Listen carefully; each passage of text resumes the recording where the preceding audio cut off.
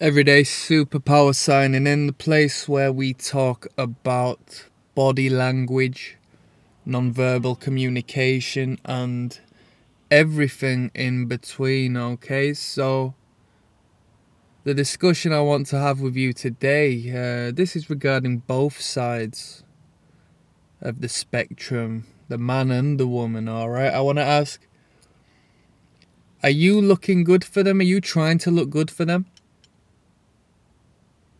And on the flip side, are they trying to look good for you?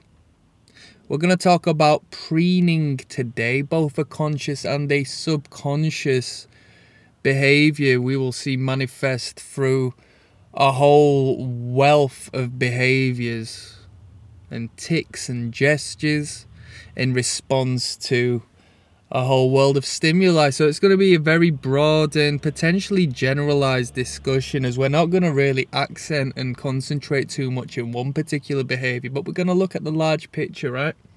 So when you choose to go out with this individual, do you want to look better for them? If you are meeting them for the first time, the 5th time, the 10th time, the 100th time, are you wanting to look better for them? Are you dressing for the occasion? And on the flip side, are they trying to look good for you? Compare and contrast the norm, the baseline aesthetic and look and effort in an individual's appearance in relation to when they are preparing for you.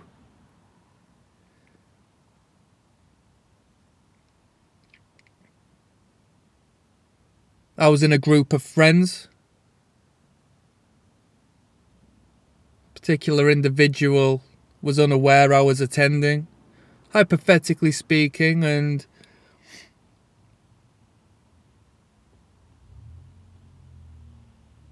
20 seconds later, after about an hour or so, an individual walks back into the room and they ask her, "Oh, why have you put red lipstick on?"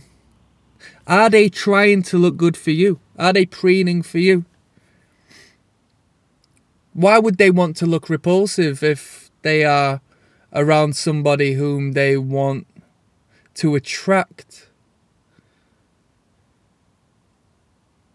Men and women, do they arrange their hair, sort out their hair when you are around in a nervous and anxious manner, ticking off multiple boxes, not only looking better for you, but stimulating the nerve endings, the sensitive endorphin shooting nerve endings on their scalp straight to their brain, fighting off the stress and fret of not being attractive whilst arranging their appearance. Do they do that?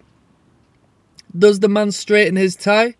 Does the man brush down any creases in his clothes? Likewise with the woman, does she ensure that her clothing is set appropriately? If the man or the woman is overweight and wearing ill-fitted clothing, do you see them fidget and try to pull down the bottom of their shirt to ensure that it doesn't bunch over their stomach in reflection of trying to impress you? When you get deeper into each other's space, into the realm of touch, do you start preening each other? If you identify that there is something in her hair or his hair, do you remove that in order for them to look better? Do you actually flip the script and now you're making each other look good? You are empowering each other. You are bringing each other up for the sake of caring and looking after the other individual, for the sake of ensuring they look their best so they feel their best, putting them upon a pedestal. Do you do it so you have the excuse of touching the other individual?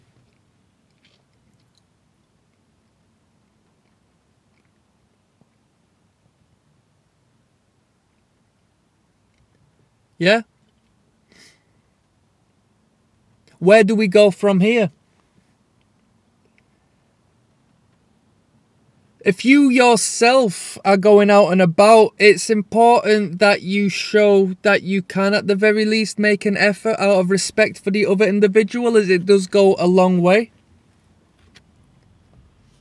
Hey, I've spoken in regards to my fashion sense, people. Sometimes I just like to be cozy and comfortable. I can't really be asked going out of my way to look good, but when the opportunity and occasion arises where it is important, where it makes a statement for me to differentiate from my norm and my baseline behavior, to not only surprise but to make effort to show respect to others, then it will be done, yeah?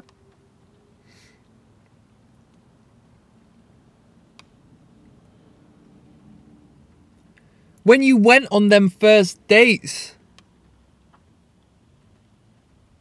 you saw their best self as far as their presentation is concerned for the most part. At that particular moment in time, have you seen that years on? Does it still exist, or has it disappeared out of a normalization of being slack and lax around you? Does that need sorting out? Is that a reflection of yourself as couples are alike and become each other? Is that the balance you have created by yourself being lazy in your appearance? Do you need to sort yourself out and bring your standard higher in order to enforce a change in the other individual without a single word being said? Oh, she's looking good now. She can probably get better than me, who's just not caring about my image, and she's going out looking so good. I can't remember the last time she looked so good for me, for my sake.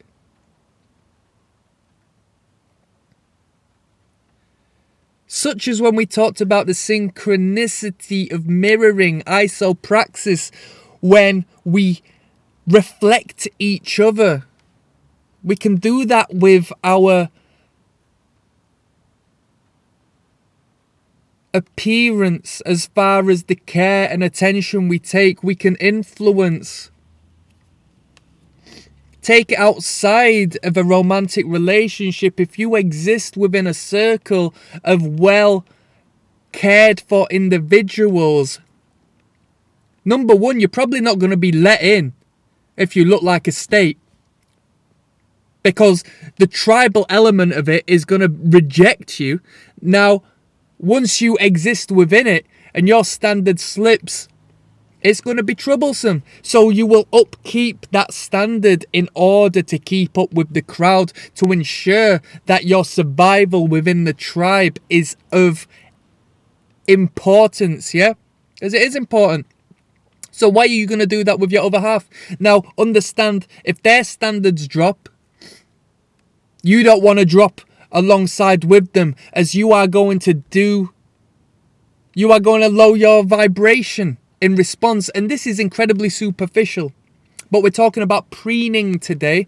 And this, as far as the animal kingdom is concerned, is incredibly important. And it echoes throughout the species. As a man, do you have to go out of your way to tweeze your eyebrows every morning? No, not necessarily, but at least the idea of care and implementing a routine of such is going to ensure that you are respected not only by your partner but by the world outside. And if you are respected by the world outside, isn't that indirectly going to inflame a feeling of anxiety within that whom you are with? Excite? Oh wow, they're looking incredible. They are definitely valid within the sexual marketplace. I wonder who's talking to them outside. I wonder if they're doing it to excite somebody else. No, of course not. Because we are honourable in our relationship and we don't do that. We're not cheaters, we're not liars. But biologically speaking, psychologically speaking, we want to protect that as to which is ours, because we have a good thing going and we are providing for each other, and we are creating an incredible dance of respect and longevity with each other. So it's important for us to think this way and ensure that we can keep that as to which we love. So my question is, are you going out of your way to look good for your partner? Are they looking good for you? This isn't purely conscious, this is subconscious. That's what I'm asking. Your non-verbal communication will react in real time and ensure that you look good in real time on the very slightest of behaviour and gestures. But in the large scale, big picture, the actual full image, that is going to be a conscious enforcement you will have to enact on. Click subscribe. I'm signing out.